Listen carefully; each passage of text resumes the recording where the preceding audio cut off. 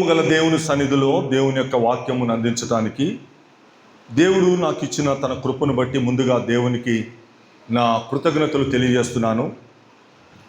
ఈరోజు ఆయనతో సహవాసం చేయాలి, ఆయన మాటలు వినాలి, ఆయన యొక్క సన్నిధానంలో నేను గడపాలి అని చేరి కూడి వచ్చిన మీ అందరికీ ప్రభువైన యేసుక్రీస్తు నామములో నా వందనములు, శుభములు. వాక్యములోనికి వెళదాము రండి. ఆమోసు గ్రంథము 5వ అధ్యాయము. ఆమోసు గ్రంథము 5వ అధ్యాయము 10వ వచనం. అయితే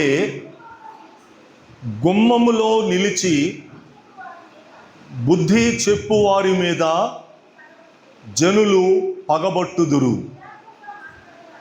యథార్థముగా మాటలాడు వారిని అసహ్యించుకొందురు. ప్రార్థన. పరిశుద్ధుడు అయిన తండ్రి, ప్రేమ కలిగిన మా ప్రభువా, శ్రేష్టమైన పరిశుద్ధమైన నీ ఘననామమునకు వందనములు, స్తోత్రములు చెల్లిస్తున్నాం. ఇప్పటి వరకు మాకు తోడై ఉండి నడిపించిన నీ కృపను బట్టి స్తుతిస్తూ నీ దివ్యమైన పరలోకపు మాటలు వినబోచున్నాం.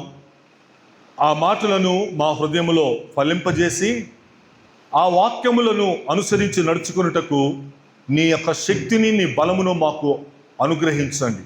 తీసుకుని వచ్చిన బిడ్డలు బట్టి నీకు వందనాలు. రాబోచున్న వారిని కూడా త్వరపెట్టి తీసుకుని రండి. నీ సన్నిధి యొక్క విలువ, నీ మందిరం యొక్క విలువ మేము గుర్తించి నీ కృపను పొందుకొని దీవించబడులాగున నీ కార్యము జరిగించండి. యేసుక్రీస్తు పరిశుద్ధ నామంలో ఈ ప్రార్థన అడిగి వేడుకుంటున్నాము తండ్రి, ఆమేన్. గుమ్మములో నిలిచి బుద్ధి చెప్పు వారి మీద జనులు పగబట్టుదురు, యథార్థముగా మాటలాడు వారిని అసహ్యించుకొందురు. గమనించండి, ఎవరైతే గుమ్మములో నిలిచి బుద్ధి చెప్తారో,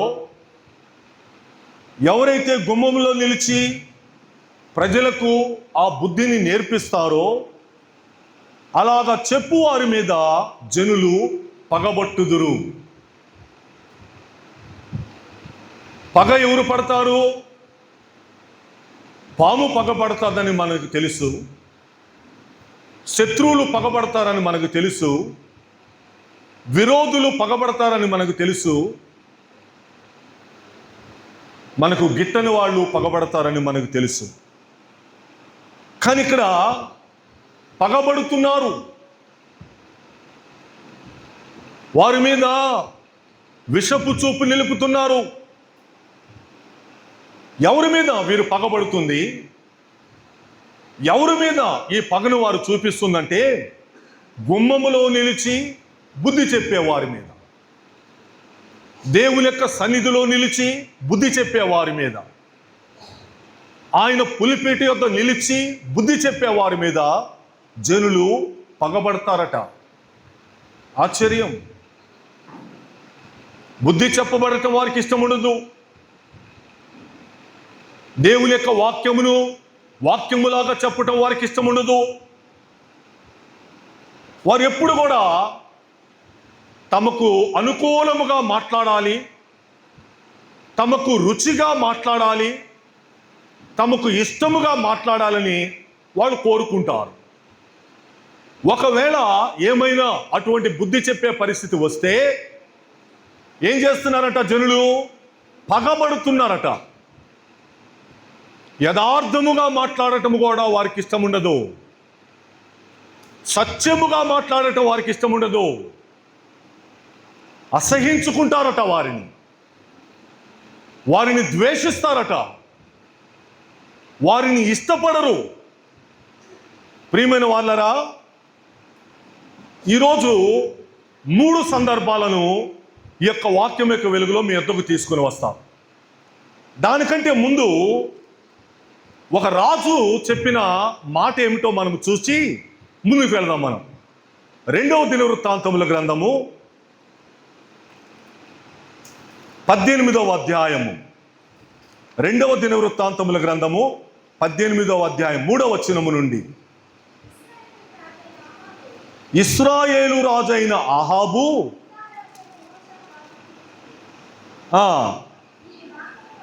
యూదా రాజైన యెహోషాపాతును చూచి, నీవు నాతో కూడా రామోత్గిలాదునకు వచ్చేదవా అని అడుగగా, యెహోషాపాతు, నేను నీ వాడను, నా జనులు నీ జనులు, మేము నీతో కూడా యుద్ధమునకు వచ్చేదమని చెప్పాను. ఒక నిమిషం.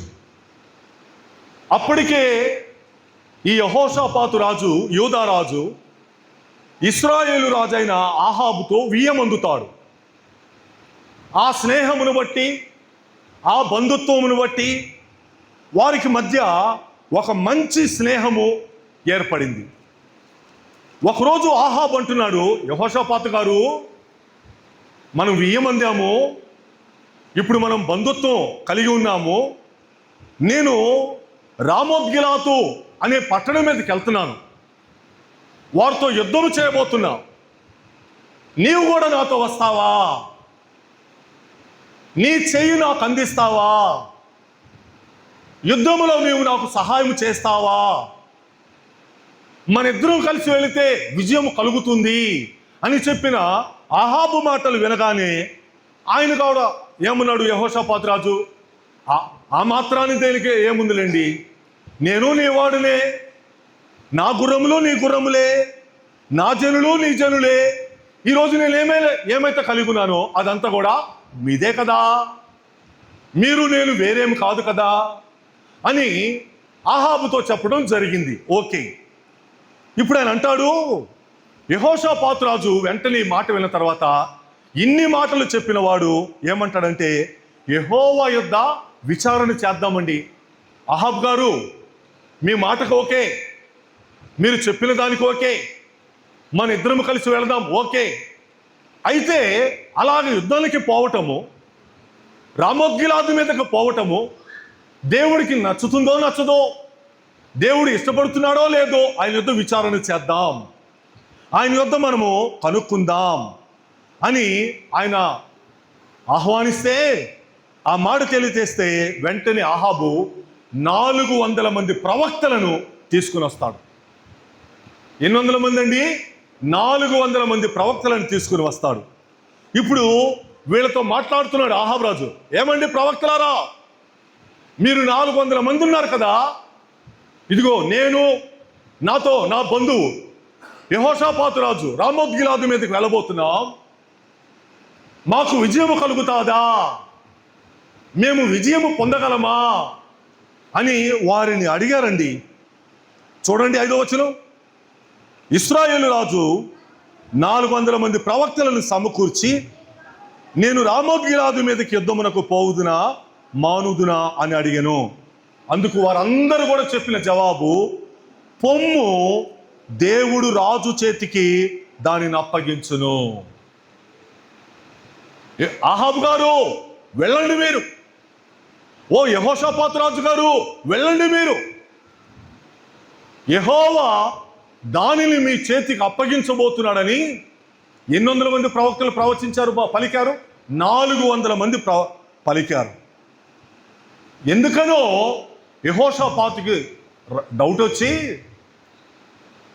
ఆయనకు అనుమానం వచ్చి అడుగుతున్నాడు ఆహాబును మరలా, ఆహాబు గారు, ఇంతమందికి మీరు అడిగారు, అంతమంది కూడా అనుకూలంగానే చెప్పారు, యెహోవా ప్రవక్తలలో విచారణ చేయటానికి ఒక్కడు కూడా లేడా అండి?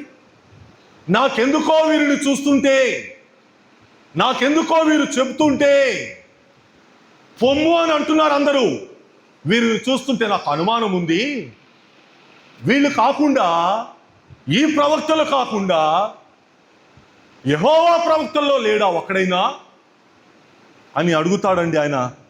దానికి ఆయన ఇచ్చిన జవాబు చూడండి 7వ వచనం.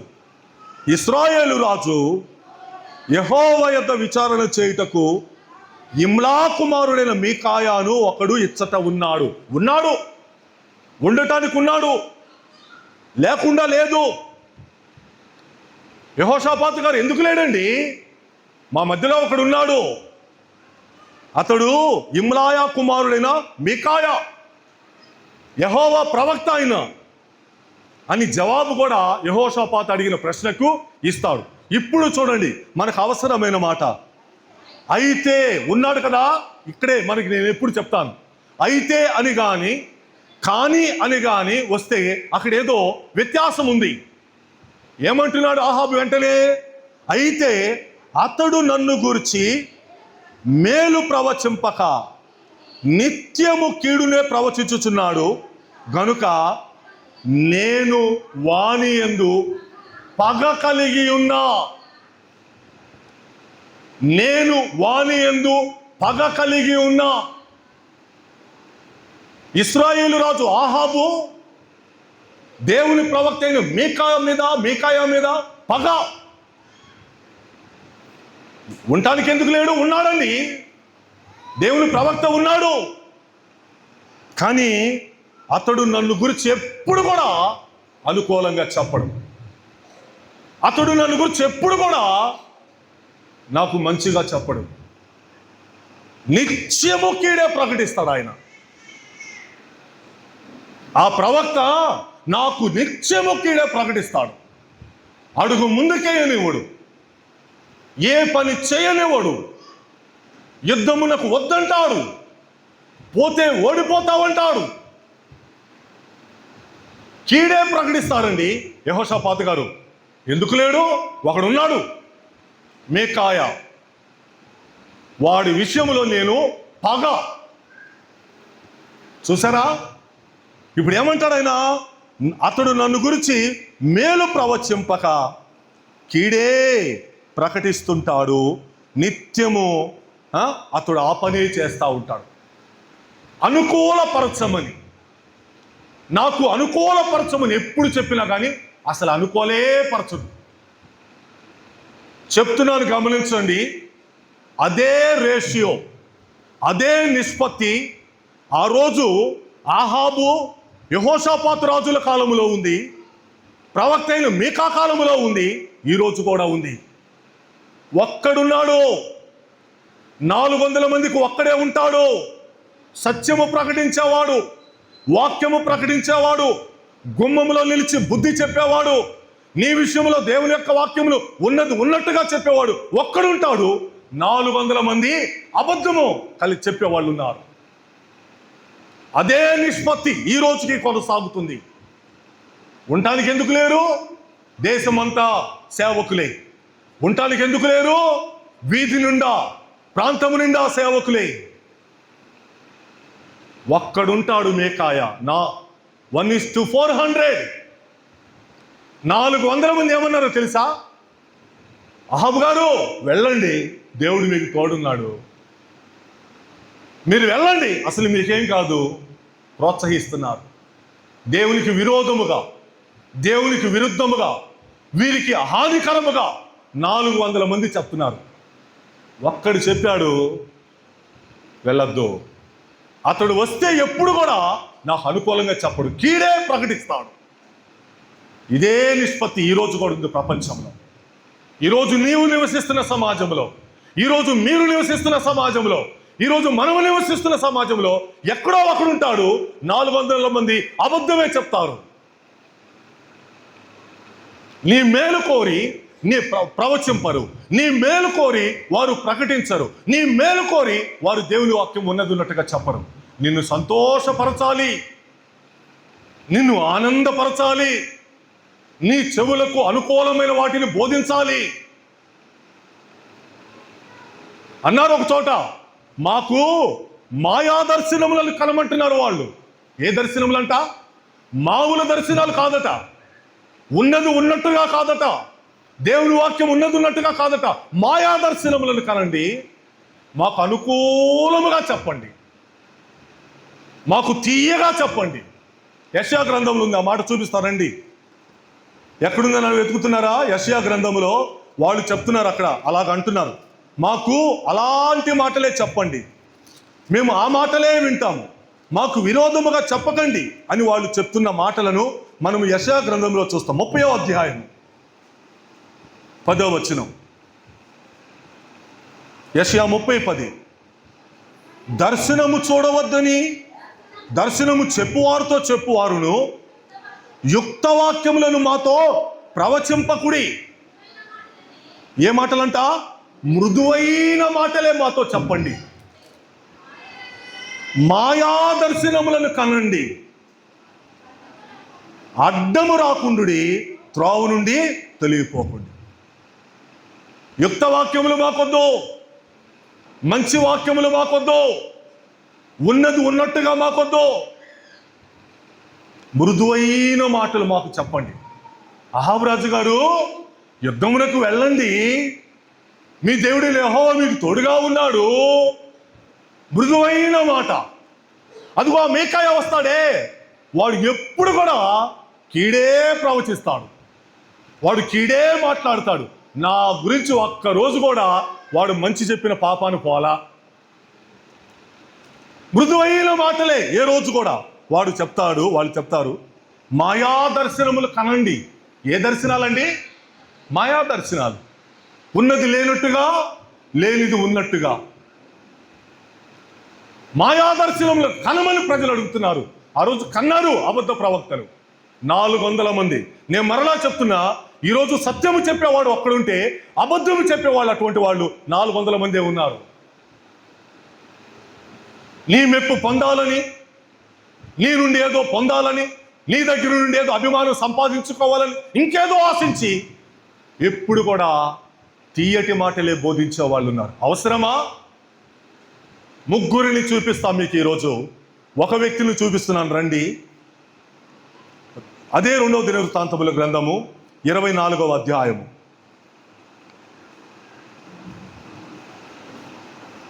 19వ వచనం. 2వ దినవృత్తాంతములు 24:19. తమ వైపునకు వారిని మళ్లించుటకై యెహోవా వారి యొద్దకు ప్రవక్తలను పంపగా ఆ ప్రవక్తలు వారి మీద సాక్ష్యము పలికిరి గాని వారు చెవి యొగ్గక ఉండిరి. ఒక నిమిషం. ఇక్కడ యాజకుడైన యెహోయాదా చనిపోతాడు. అతని కుమారుడైన జకర్యా అప్పుడు యాజకుడిగా ఉంటాడు. యెహోయాదా కాలములో రాజు ఆయన మాట విని దేవునికి సమస్తమును అనుకూలముగా జరిగించి మంచిగా పరిపాలన చేస్తాడు. ఇప్పుడు యెహోయాదా ఎప్పుడైతే చనిపోతాడో కొంతమంది అధిపతులు వచ్చి రాజుతో మాట్లాడి రాజును ప్రేరేపించి, రాజుగారండి, మనము అలాగే పాటించ అవసరం లేదు, మనం ఇంకెలాగైనా చేయొచ్చని రాజుగారికి చెబితే ఆ అధిపతులు రాజుగారు కలిసి వారు చేసిన పనులేంటో తెలుసా? దేవుని మందిరమును విడిచిపెట్టారట. దేవతా స్తంభములకు, విగ్రహములకు వారు పూజ చేశారట. అందును బట్టి దేవుని యొక్క కీడు యోధా మీదకి వచ్చింది. యెహోయాదా కాలములో నడిపించబడిన ఈ రాజు దేవునికి విరుద్ధంగా ప్రవర్తించుటను బట్టి దేవుని యొక్క ఉగ్రత ఆ ప్రజల మీదకు దిగి వచ్చింది. ఇప్పుడు దేవుడు ఏం చేస్తున్నాడు? ప్రవక్తలను పంపిస్తున్నాడు. మనం చదివిన 19వ వచనం అదే. వారిని మళ్లించాల, మరలా తన వైపు త్రిప్పాల. దేని వైపు నుండి? విగ్రహారాధన నుండి. దేని వైపు నుండి? దేవతా స్తంభములను పూజించుట వైపు నుండి వారిని మళ్లించుటకై ప్రవక్తలను పంపించాడు. వారి మీద సాక్ష్యము పలికించాడు. కానీ వారు ఏం చేయలేదట? చెవి యొగ్గల. ఎందుకని? వారి మాటలు ఆయనకు రుచించలా, వారి మాటలు ఆయనకు ఇష్టము పడలా. ఇప్పుడు చూడండి 20వ వచనం. అప్పుడు దేవుని యాజకుడగు యెహోయాదా కుమారుడైన జకర్యా మీదికి రాగా అతడు జనుల ఎదుట నిలబడి, మీరెందుకు యెహోవా ఆజ్ఞలను మీరుచున్నారు? మీరు వర్ధిల్లరు. మీరు యెహోవాను విసర్జించితిరి గనుక ఆయన మిమ్మల్ని విసర్జించి ఉన్నాడని దేవుడు సెలవిచ్చుచున్నాడని నేను ఉన్నది ఉన్నట్టుగా చెప్పాడు. భయపడలేదు.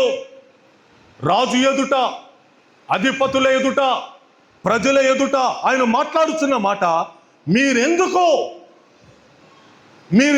ఏ పని చేస్తున్నారు? యెహోవా ఆజ్ఞలు మీరుతున్నారు.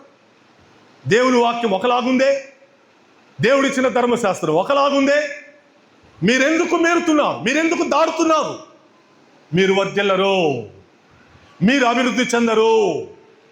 మీకు దేవుని దీవెన కలగదు, దేవుడు మీకు తోడుండడు. సూటిగా చెప్పాడు. అమ్మో, నేను ఈ మాట చెప్తే వాళ్ళు నన్ను చంపేస్తారేమో, అమ్మో నేను ఆ మాట చెప్తే వాళ్ళు నన్ను ఏమైనా చేస్తారేమో, భయపడలేదు అంటాడు. మీరు యెహోవాను విసర్జించారు, ఆయన కూడా మిమ్మలను విసర్జించేశారు.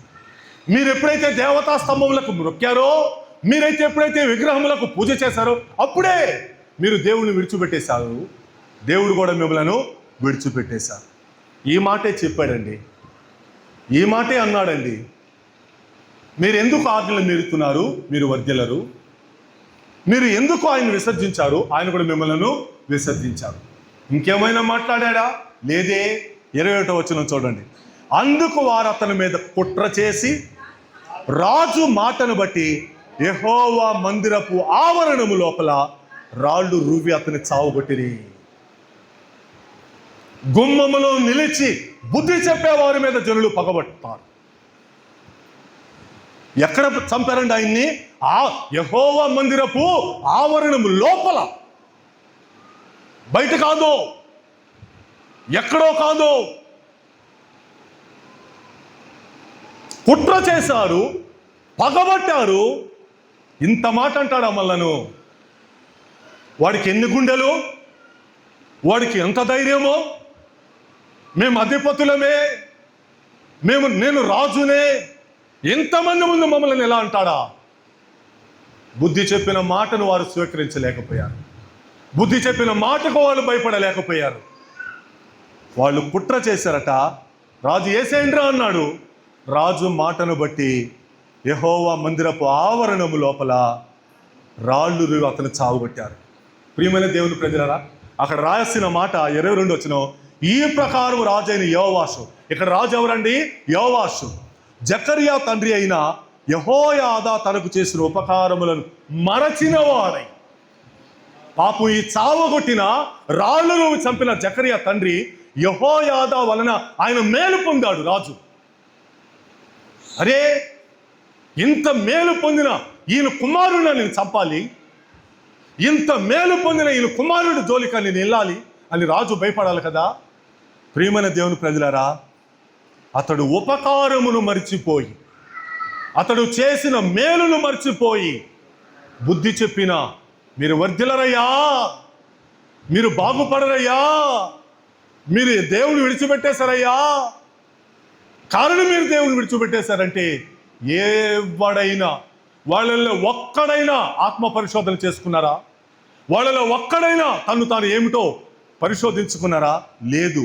మూకుమ్మడిగా మందిరపు లోపల ఆవరణములో రాళ్ళు రువ్వి చంపేశారు.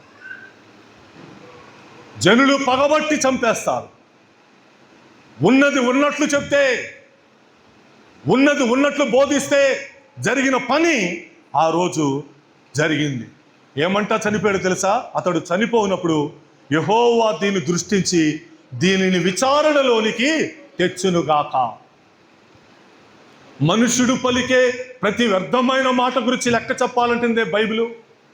ఒక మాట గురించే లెక్క చెప్పాలంటుంటే, దేవుని యొక్క సేవకుడు, యాజకుడు, ఆయన కుమారుని నువ్వు చంపావే, మందిరము లోపల కదా, దేవుడు చూస్తూ ఊరుకుంటాడా? చూడయ్యా, పాపం నిస్సహాయుడు, పాపం బలహీనుడు, పాపం శక్తి లేనివాడు తన ప్రాణమును అప్పగించుకుంటూ అంటున్నాడు దేవునితో, అయ్యా, అన్యాయంగా వారు నన్ను పొట్టను పెట్టుకున్నారు, చూడయ్యా, నీ గ్రంథములో లిఖించు, ఒకరోజు వాళ్ళని నిలబెట్టు అడిగి చనిపోయాడు. ప్రియమైన వాళ్ళరా, కారణము ఆయన చేసిన పాపం ఏమి కూడా లేదు, బుద్ధే చెప్పారు. మీరు వర్ధిల్లరు, మీరు వర్ధిల్లాలి అంటే మీరు బాగుపడాలి, సరి చేసుకోవాలని చెప్తున్న మాటలు వాళ్లకు రుచించల. మార్కు సువార్త 6వ అధ్యాయము 17 నుండి, మార్కు సువార్త 6:17 నుండి. హేరోదు తన సహోదరుడగు ఫిలిప్పు భార్య అయిన హేరోదియను పెళ్లి చేసుకొనినందున యోహాను నీ సహోదరుని భార్యను చేర్చుకొనుట నీకు న్యాయము కాదని హేరోదుతో చెప్పెను. ఉండండి, ఇక్కడ కూడా బాప్తిస్మిచ్చి యోహాను ఏం చేశాడు? ఏమండి హేరోదు గారు, ఏం పని చేశారండి? మీ సహోదరుడు ఫిలిప్పు ఆయన భార్యను ఉంచుకున్నారు ఏంటండి? అన్యాయం కదా? అలా చేయటం తప్పు కదా? మీకు ఇది తగునా? ఆలోచించండి. దేవుడు దీన్ని మెచ్చుతాడా? అన్యాయం చేస్తున్నారు మీరు. నీ సహోదరుని భార్యను చేర్చుకునుట నీకు న్యాయము కాదు, నీకు ధర్మము కాదు. అక్కడ ఆయన ఏమన్నాడు? మీరు వర్ధిల్లరు, మీరు దేవుని యొక్క ఆజ్ఞలు మీరుచున్నారు కాబట్టి మీరు వర్ధిల్లరు అన్నారు. ఆయన జకరియా ఆయన మీద పడి చంపేశారు. ఈయన ఏమన్నాడు? హేరోదుతో మాట్లాడుతున్నాడు. ఏమండి హేరోదు గారు, మీరు చేసిన తప్పు కదా. మీరు రాజు అయితే అవ్వచ్చు, మీరు గొప్పవాళ్ళైతే అవ్వచ్చు, సొంత మీ తమ్ముడి భార్యనే ఉంచుకున్నారే, ఇది మంచిది కాదండి అని చెప్పాడు. అంతే. 18వ వచనం, ఇతడు ఆమెను బట్టి యోహానును పట్టి తెప్పించి చెరసాలలో బంధించాడు. ఇప్పుడు హెచ్చరింపబడిన వాడు ఊరకే ఉన్నాడు, మనసులో ఆలోచిస్తున్నాడు. ఆ అంతరాత్మలో ఆయన ఆందోళన చెందుతున్నాడు. అవునా, యోహాను గారు ఇంత మాట అన్నాడే, అవునా నేను చేసింది కరెక్ట్ కాదన్నాడే, న్యాయము కాదన్నాడని ఆయన లోపల మదన పడుతున్నాడు. ఆయన మౌని అయిపోయాడు. న్యాయము కాదన్న మాట అతని హృదయములకు గుచ్చింది, న్యాయము కాదన్న మాట అతని అంతరంగంలో పొడిచింది. మౌని అయిపోయాడు, నోటి మాట రావట్లేదు. ఆ మాటను బట్టి అతను మౌని అయిపోతే ఇప్పుడు జరుగుతుంది ఏంటి చూడండి. 19వ వచనం, హేరోదియా అతని మీద పగబట్టి అతన్ని చంపింప గోరెను. చాలు. ఎవరు పగబట్టారు ఈరోజు? హేరోదియా పగబట్టింది. తను చేసిన తప్పును అందరి ముందు ఎత్తి చూపాడు యోహాను. నన్నే, మమ్మల్నే ఇంత మాట అంటాడా? పగబట్టింది. అతని చంప గోరే అంతవరకు పగబట్టింది. తెలుసు తర్వాత ఏం జరిగిందో కదా. ఆమె కుమార్తె బహుమానము, బర్త్డే ఉంది, ఆమె నాట్యము చేసింది. రాజుగారు అన్నాడు, అమ్మా నీకు ఏది కావాలో అది కోరుకో, నేను ఇచ్చేస్తాను అన్నాడు అమాయకంగా. అమ్మాయి తల్లి దగ్గరికి వెళ్ళింది. అమ్మా నా డాన్స్ రాజుగారు మెచ్చుకున్నాడమ్మా. ఆయన అన్నాడు నాతో, నీకు ఏది కావాలంటే అది ఇస్తా, కోరుకోమన్నాడమ్మా. వెంటనే ఏమంది ఈమె? అదిగో చెరసాలలో ఉన్నాడే, వాడి తలను పళ్ళెంలో పెట్టి నా దగ్గరికి తీసుకురా. పాపం రాజు బాధపడ్డాడు, హేరోదు బాధపడ్డాడు. ఆ అమ్మాయికి ఇచ్చిన వాగ్దానమును బట్టి నేను నీకు ఈ యొక్క బహుమానము ఇవ్వలేను అని అనలేకపోయాడు, నేను నీకు ఇవ్వను అని అనలేకపోయాడు. పగబట్టిన ఆ పగ చల్లార్చబడటానికి నీతిమంతుడైన యోహాను తల తెగగొట్టించాడు. ఏమన్నా అన్నాడా? ఇంకేమన్నా దుర్భాష ఆడాడా? మానవ మాటలు ఏమన్నా వచ్చాయా? న్యాయము కాదు, మీరు చేసే పని న్యాయము కాదు. పగబట్టింది. తల తీసుకొచ్చి తన కళ్ళ ఎదుట పెట్టే వరకు ఆమె నిద్రపోల. ప్రియమైన ప్రజలారా, 26వ వచనం, రాజు బహుగా దుఃఖపడ్డాడు. ఏం ప్రయోజనం? నువ్వు బహుగా దుఃఖపడ్డావు, నీ మనసాక్షి బాగా పనిచేసింది, నీ అంతరంగం బాగా నిన్ను గద్దించింది.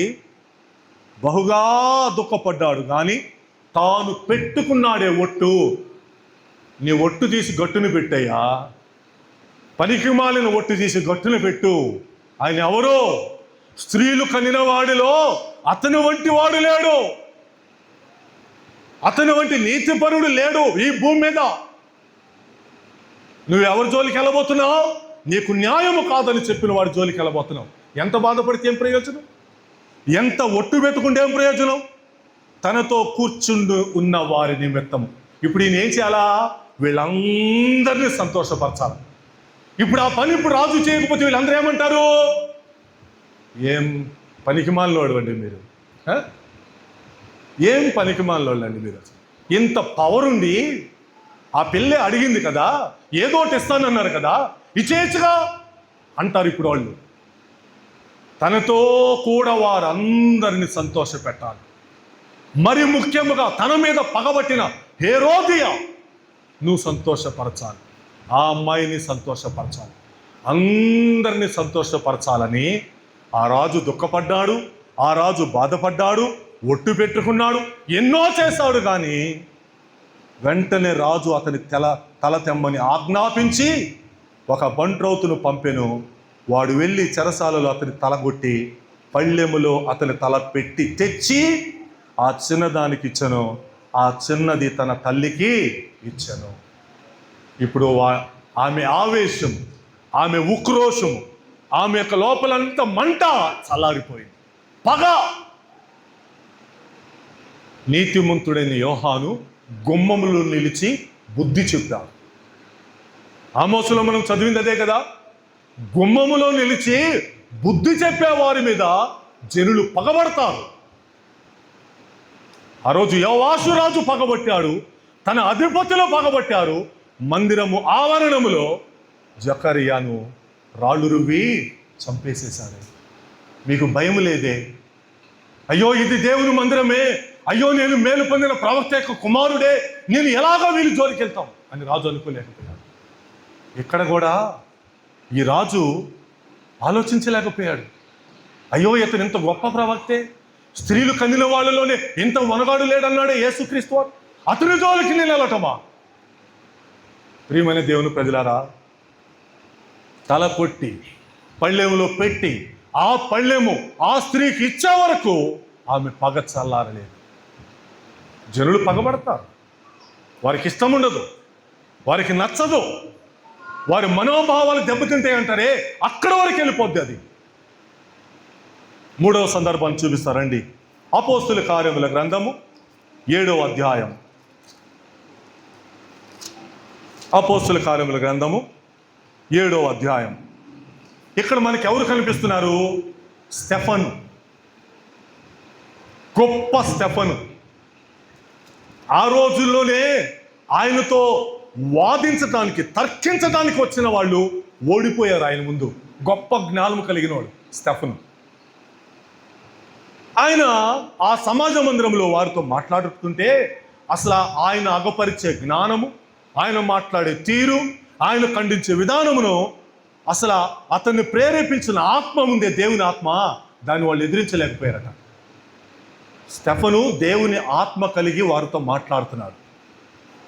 వారిని ఎదిరించగలిగిన జ్ఞానము దేవుడు వారికి ఇచ్చాడు. అది వాళ్ళు తట్టుకోలేకపోయారు, అది వాళ్ళు భరించలేకపోయారు. ఇప్పుడు స్టెఫను మీద ఏమి నిందేశారో తెలుసా? ఆ ప్రధాన యాజకుడి దగ్గరికి వెళ్ళి, సార్ గారండి, వీడు మోషే మీద, ఈ స్టెఫను వీడు మోషే మీద, మన దేవుడిచ్చిన ధర్మశాస్త్రం మీద దూషణ వాక్యాలు మాట్లాడిస్తున్నాడండి, మేము విన్నాం. ఎట్లాంటి వాడో తెలుసా? వీడు యేసుక్రీస్తుని క్రొత్త బోధ చేస్తున్నాడు, మన మతమును పాడు చేస్తున్నాడు. అసలు మోషే మనకిచ్చిన ధర్మశాస్త్రము, మోషే మనకిచ్చిన ఆచారాలన్నీ కూడా వీడు పాడు చేస్తున్నాడు. అసలు మనం ఎవరు? యెహోవా దేవుని బిడ్డలం. వీడెవడో? యేసుక్రీస్తు అంటున్నాడు, సిలువ వేయబడిన యేసుక్రీస్తు అంటున్నాడు అని చెప్పి మంచిగా ఈ మీడియా పరిభాషలో వండి వార్చి, వీడు ఇలాగ మాట్లాడుతున్నాడు, వాడు అలాగ మాట్లాడుతున్నాడు అని చెప్పేసి అబద్ధ సాక్షులను ప్రధాన యాజకులు ఎదుట నిలబెడితే ఇప్పుడు అందరి ముందు దోషిగా స్టెఫను నిల్చున్నాడు. ఎక్కడి నుంచి మొదలుపెట్టాడో తెలుసా? అబ్రహాము గురించి మాట్లాడాడు, ఇస్సాకు గురించి మాట్లాడాడు, యాకోబు గురించి మాట్లాడాడు, యోసేపు గురించి మాట్లాడుతూ వస్తున్నాడు, మోషే గురించి మాట్లాడుతూ వస్తున్నాడు. ఆ మోషే నాయకత్వంలో వారు ఎలా విడిపించబడ్డాడో మాట్లాడుతూ వస్తున్నాడు. మందిరము కట్టడానికి ముందుకొచ్చిన దావీదు గురించి మాట్లాడుతూ వస్తున్నాడు. ఆ మందిరము కట్టడానికి దావీదుకు వీలేదంటే దేవుడు తన కుమారుడైన సొలొమోను చేత మందిరం కట్టించాడు. చరిత్ర మొత్తము పూస గుచ్చినట్టు చెప్పుకుంటూ వస్తున్నాడు స్టెఫను. దేవుడు ఈ నిర్మాణం ఇచ్చాడు అంటాడు, హస్తకృతములైన ఆలయములు ఆయన నివసింపాడు. వీళ్ళు ఎందుకు వీటి గురించి ప్రయాసపడుతున్నారు అని స్టెఫను చెప్తూ 51వ వచనం వచ్చేసరికి ఒక మాట అన్నాడు. ఏమన్నాడు తెలుసా? ముష్కరులారా, మీ హృదయములను చెవులను దేవుని వాక్యములకు లోబరచని వాళ్ళలారా. ఎస్, పాపం ఆయన మేకాయేమో, మీరు వద్దిల్లరా బాబు, దేవుని ఆజ్ఞలు మీరారు అన్నాడు మెత్తగా. యోహాను ఏమన్నాడు? నీకు న్యాయం కాదయ్యా, ఒకసారి ఆలోచించు. ఆయన బాగానే మాట్లాడాడు. ఇక్కడికి వచ్చేసరికి స్టెఫను ఒక పదమే వాడాడు. ఏం పదం అది?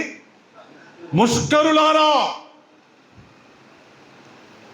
ఒకవేళ ఈ పదాన్ని ఈరోజు నేను ఎవరి మీద వాడాను అనుకో, నేను బతుకుతానా?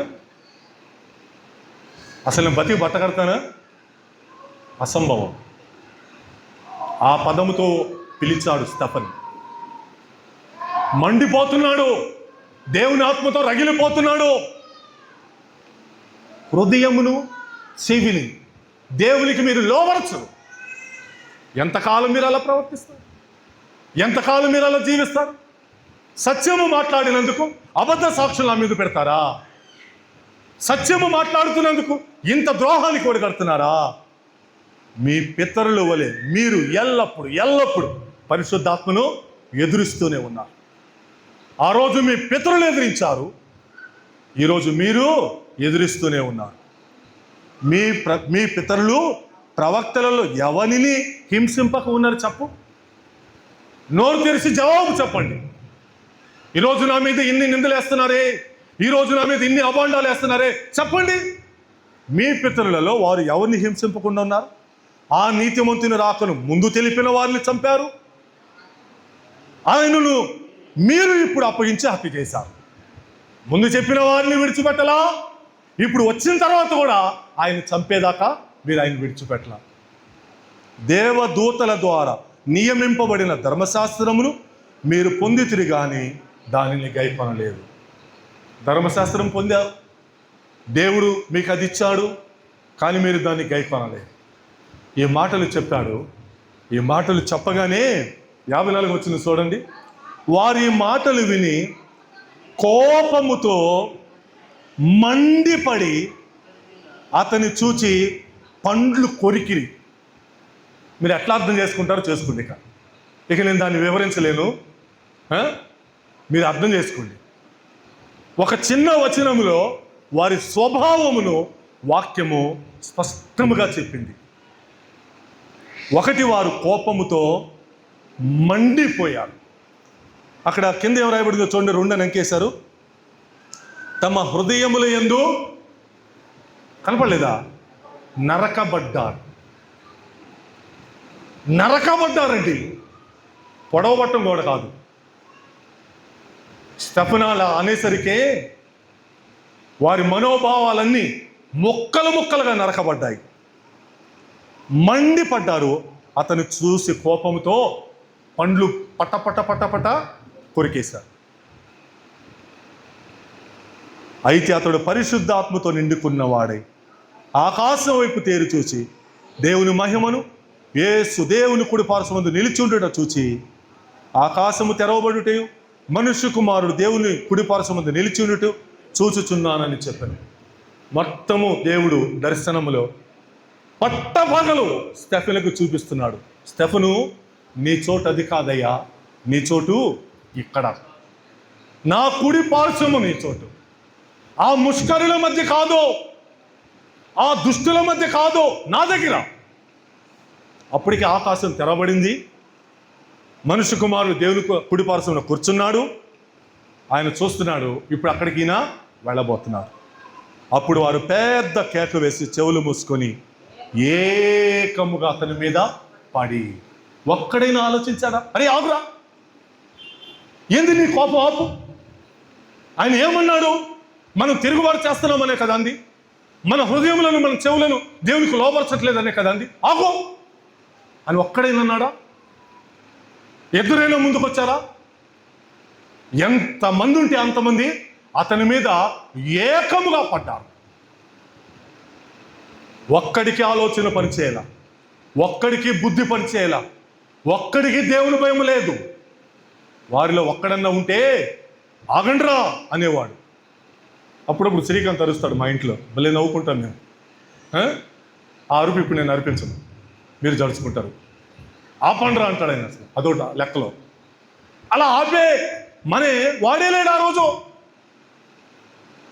అందరూ 10 మంది ఉన్నారా, 20 మంది ఉన్నారా, 100 మంది ఉన్నారా, ఏకముగా అతని మీద పడి పట్టణపు వెలుపలకు అతన్ని వెళ్ళగొట్టి రాళ్ళు రువి చంపేశారు. వారి పగ పట్టణములోనే కాదు, వీడిక్కడ చావకూడదు, పట్టణము వెలుపడి చావాలి. ఈ దుర్మార్గుడు ఇక్కడ చస్తే మనకు మంచిది కాదు, కీడు, వీడు అక్కడ చావాలని చెప్పేసి అక్కడికి తీసుకొని అక్కడికి వెళ్ళగొట్టి అతని రాళ్ళు రువ్వి చంపేశారు. వీళ్ళ ముగ్గురు చేసిన పాపం ఏంటి చెప్పండి ఇప్పుడు నాకు? వీళ్ళ ముగ్గురు చేసిన పాపం ఏంటంటే గుమ్మములో నిలిచి బుద్ధి చెప్పారు, గుమ్మములో నిలిచి జ్ఞానము చెప్పారు. మీ హృదయములను లోబరచండి, మీ చెవులను లోబరచండి, మీ పితరులాగా ఎదిరించబాకండి, మారండి అయ్యా అని చెప్పిన దానికి వాళ్ళు మండిపడి కోపంతో పళ్ళు పటపట కొరికేసి అందరూ మూకుమ్మడిగా పడి ఆయన ఆ రోజు చంపేశారు. గుమ్మములో నిలిచి బుద్ధి చెప్పడం జనులకు ఇష్టం ఉండదు. యథార్థముగా మాట్లాడు వారి మీద అసహించుకుంటారని కూడా ఆమోసులో మనం చదివాం. వాక్యము నా మాటలు కాదు, నా బోధ కాదు, నా ఇష్టమైన మాటలు కాదు. ఏ రోజు కూడా నా ఇష్టమైన మాటలు ఎక్కడ నుండి నేను చెప్పలా. ఎందుకు? ఒకరోజు నేను ఆయన ఎదుటి నిలబడాలన్న భయం నాకు చాలా ఉంది. ఒకరోజు ఆయన నన్ను అడుగుతాడన్న లెక్క నాకు చాలా ఉంది. కాబట్టి ఏ రోజు కూడా నా సొంత మాటలు తీసుకొచ్చి మీకు చెప్పలా. వాక్యమునే బోధించాను, వాక్యములో నుంచే తీసుకొచ్చాను. ఒకవేళ దేవుని యొక్క సేవకుడు బుద్ధి చెబితే, ఒకవేళ దేవుని యొక్క సేవకుడు గుమ్మములో నిలిచి మాట్లాడితే దాన్ని స్వీకరించడానికి ఇష్టపడండి. అక్కడ ఏమన్నాడు అహాబు రాజు? వీడు ఎప్పుడు వ్యతిరేకంగా చెప్తాడు, అనుకూలపరచడు. మీరు అనుకోవచ్చు, ఎవరైనా అనుకుంటున్నారా? ఏంటండి ఎప్పుడు విజయ్ కుమార్ పాస్టర్ గారు అలాగే బోధిస్తాడు, ఏ రోజు కూడా నేను అనుకున్న దానికి అనుకూలంగా చెప్పడు, ఏ రోజు కూడా నేనేదో అనుకొని వస్తాను దానికి అసలు జతపరచడు, అసలు నన్ను మెప్పించడు, నీకు బాగుంటుంది, నీకు అనుకూలంగా ఉంటుందని చెప్పడు. ఉన్నారా మీలా అలాంటి వాళ్ళు? నేను చెప్పేది దేవుని యొక్క మాట. నా మాట అయితే మీ అందరికీ తెలుసు నేను ఎంత జోవియల్గా ఉంటాను. మీ దగ్గరకు వచ్చినప్పుడు ఎంత జోవియల్గా మాట్లాడతాను. ఏ రోజు ఇక్కడ మాట్లాడినట్టుగా మీ దగ్గర ఎప్పుడైనా మాట్లాడానా? నేను ఇక్కడ నిలబడి ఖండించినట్టుగా, ఇక్కడ నిలబడి బోధించినట్టుగా మీ దగ్గర ఏ రోజైనా నేను అట్లా మాట్లాడను. కారణము, ఇక్కడ దేవుని యొక్క ఆత్మ చేత నేను నింపబడతా, దేవుడి ఆత్మ నన్ను ప్రేరేపిస్తుంది. మీ మేలు కోరి, నా మేలు కోరి ఆయన బోధిస్తుంటే దానిని బోధిస్తూ ఉంటా. ఆయన వాక్యం యొక్క వెలుగులో నేను ఇంకా బుద్ధి తెచ్చుకోవాల్సిన పరిస్థితులు ఏమైనా ఉన్నాయా? ఆయన వాక్యం యొక్క వెలుగులో నేను ఇంకా నేర్చుకోవాల్సిన పరిస్థితులు ఏమైనా ఉన్నాయా? పరిశోధన చేసుకుందాం. హెబ్రీలకు రాసిన పత్రిక 12వ అధ్యాయం 25వ వచనం. మీకు బుద్ధి చెప్పుచున్న వారిని నిరాకరింపకుండునట్లు చూచుకోండి. వారు భూమి మీద నుండి బుద్ధి చెప్పిన వానిని నిరాకరించినప్పుడు వాడు తప్పించుకోలేడే, మరి పరలోకము నుండి బుద్ధి చెప్పుచున్న వానిని విసర్జించు మనము తప్పించుకొనకపోవుట మరి నిశ్చయం. గమనించాలి. ఈరోజు ఎవరైతే మీకు బుద్ధి చెప్పుచున్నారో, ఈరోజు ఎవరైతే మీకు బుద్ధి నేర్పిస్తున్నారో వారిని నిరాకరించకూడనట్లు చూసుకోండి. ఆ రోజు హేరోదు పాపం చేశాడు ఆ పని. బాధపడ్డాడు, బహుగా బాధపడ్డాడు. కానీ ఏం లాభం? నిరాకరించేశాను. చూసుకోవాలా? ఈరోజు మనం మూలవాక్యంలో ఉత్తర ప్రత్యుత్తరాలు చదివింది అదే కదా, వచ్చిందా ఈరోజు ఆ వాక్యం? గుర్తుందా మీకు ఎవరికైనా? నీతిమంతులు నన్ను కొట్టుట తైలాభిషేకం, వారు నన్ను గద్దించుట నాకు ఆశీర్వాదం అంటున్నాడు. 141 మనం చదివాం ఈరోజు ఉత్తర ప్రత్యుత్తరాలు. ఏందో యాదృచ్ఛికముగా దేవుడు దాన్ని జతపరిచాడు. ఈరోజు ఉందా మాట? చూడండి 141 ఏందో చదవండి. నీతిమంతులు నన్ను కొట్టుట నాకు ఉపకారము, వారు నన్ను గద్దించుట నాకు తైలాభిషేకం. చాలు, నేను అట్టి ఉపదేశమును త్రోసివేయకుందును గాక, అట్టి అభిషేకమును త్రోసివేయకుందును గాక. నీతిమంతులు నన్ను కొడతారా, నీతిమంతులు నన్ను గద్దిస్తారా, అది నాకు తైలాభిషేకం. ఒకడు చేశాడు కా పని, భలే కథ చెప్పాడు. భలే కథ చెప్పగానే నాతాను ప్రవక్తకి ఒళ్ళు మండి, అరే బుద్ధి లేనోడా, వాడు నువ్వే అన్నాడా? నాతాను ప్రవక్త గొప్ప అద్భుతమైన కథ చెప్పాడు. దావీదు, ఒక పేదవాడు ఉన్నాడు, ఒక ధనికుడు ఉన్నాడు. ధనికుడి దగ్గర చాలా ఉన్నాయి, పేదవాడి దగ్గర ఒక గొర్రె ఉంది. ఒకడు ఎవడో దానిపోయి దాని వచ్చాడు. మరి ఆ ధనవంతుడి దగ్గర చాలా ఉన్నాయి కదా, వాటిలో ఒకటి సిద్ధపరిచి పెట్టచ్చు కదా. ఈడు ముద్దుగా పెంచుకుంటున్న ఈ గొర్రె పిల్లని వాడు కోసి దాన్ని వడ్డించి పెట్టేశాడే. ఒళ్ళు మండిపోయింది దావీదుకి. వాడు నా రాజ్యంలో ఉండటానికి వెళ్ళలేదు, అట్లాంటి వాడు నా రాజ్యంలో బ్రతకడానికి వెళ్ళలేదు, ఆ దుర్మార్గుడు నా రాజ్యంలో కూడా ఉన్నాడా? ఏమంటాడు నాతాను? అయ్యో, దావీదు గారు ఇప్పుడు చాలా ఆవేశంలో ఉన్నాడు, దావీదు గారు ఇప్పుడు చాలా కోపం ఉన్నాడు, ఇప్పుడు నీవే అంటే నా తలకేం తీసేస్తాడు, ఇప్పుడు ఆ మనుషుడు నీవే అంటే నన్ను ఏదో చేస్తాడని నోరు మూసుకున్నాడా? లేదు. ఏమన్నాడండి? ఆ మనుషుడవు నీవే. ఓ రాజు, వాడు అన్యాయం చేశాడని మాట్లాడుతున్నావే, అటువంటి వాడు నా రాజ్యంలో ఉండకూడదని మాట్లాడుతున్నాడే, అటువంటి దుర్మార్గుడి గురించి నువ్వు ఆవేశపడుతున్నావే, వాడెవడో కాదయ్యా, నీవే. అభిషేకం, దావీదు మీదకి అభిషేకం. ఆ రోజు నాతానేకలకు ఆ రోజు అని ఉండకపోతే దావీదు ఏమైపోయేవాడు? తన పాపంలోని కొనసాగి నశించిపోయి ఉండేవాడు. ప్రియమైన దేవుని ప్రజలరా, ఇక్కడ అంటుంది, మీకు బుద్ధి చెప్పుచున్న వారిని నిరాకరించుకున్నట్లు, త్రోసివేయకుండానట్లు జాగ్రత్తగా చూచుకునండి. ఇక్కడ అన్నాడు, ఒక లాజిక్ ఇచ్చాడు, గమనించండి. ఆ లాజిక్ ఏంటో, వారు భూమి మీద నుండి బుద్ధి చెప్పిన వారిని నిరాకరించినప్పుడు తప్పించుకోలేరే. ఇప్పుడు తల్లిదండ్రులు బుద్ధి చెప్తారండి, పిల్లాడు వినడు. ఇప్పుడు ఏం చేస్తారు తల్లిదండ్రులు? బెత్తం వాడతారా లేదా? వాడతారు. స్కూల్లో ఉపాధ్యాయుడు బుద్ధి చెప్తాడు, వాడు బుద్ధి చెప్పినప్పుడు వాడు వినకపోతే బెత్తం వాడతాడా లేదా? వాడతాడు. ఒరే నువ్వు నేరం చేయబాకరా, నువ్వు దొంగ కాబోకరా అంటే వాడు బుద్ధి చెప్పినా కానీ దొంగ అవుతాడు. చట్టం వాడిని ఏం చేస్తుంది? శిక్షిస్తుంది. భూలోకములో మీకు బుద్ధి చెప్పుతున్న వారిని నిరాకరిస్తుంటేనే మీరు తప్పించుకోలేకపోతున్నారే. ఇప్పుడు గుమ్మముల నుంచి బుద్ధి చెప్పేది ఎవరు? ఇప్పుడు పులిపేట మీద నుంచి బుద్ధి చెప్పేది ఎవరు? పరలోకము నుండి. భూమి మీద బుద్ధి చెప్పేవారిని మీరు తప్పించుకోలేకపోతున్నారే. పరలోకము నుండి బుద్ధి చెప్పేవారిని తప్పించుకోగలరా అసలు మీరు? జాగ్రత్త. ఒకవేళ ఈరోజు మనం ఇక్కడ తప్పించుకుంటే తప్పించుకోవచ్చు, ఈ రోజున్న ఆటలు ఎక్కడ సాగినాయని నేను అనుకోవచ్చు. కానీ పరలోకము నుండి బుద్ధి చెప్తున్నాడు. ఆయన మాటను మనం లోబడలేదా? ఆయన మాటను విని బుద్ధి తెచ్చుకోలేదా? ఆయన మాట విని మనము అంగీకరించలేదా? తప్పించుకోలేం, అసాధ్యము. ఆయన అదే అన్నాడు, మరి నిశ్చయం తప్పించుకోలేం. వద్దండి, మన మేలు కోరి దేవుడు తన సేవకుడు ద్వారా ఆ గద్దింపు మనకిచ్చినప్పుడు, ఆ బుద్ధి చెప్పినప్పుడు స్వీకరించడానికి, అది నాకు అభిషేకముగా, మనం అభిషేకముగా అనుకోవటానికి దేవుడే దావీదుకి ఇచ్చిన గొప్ప మనస్సాక్షిని మీకు నాకు దయచేయునుగాక. ఆమేన్. తలలు వంచండి, మోకరించండి, ప్రార్థన చేయండి.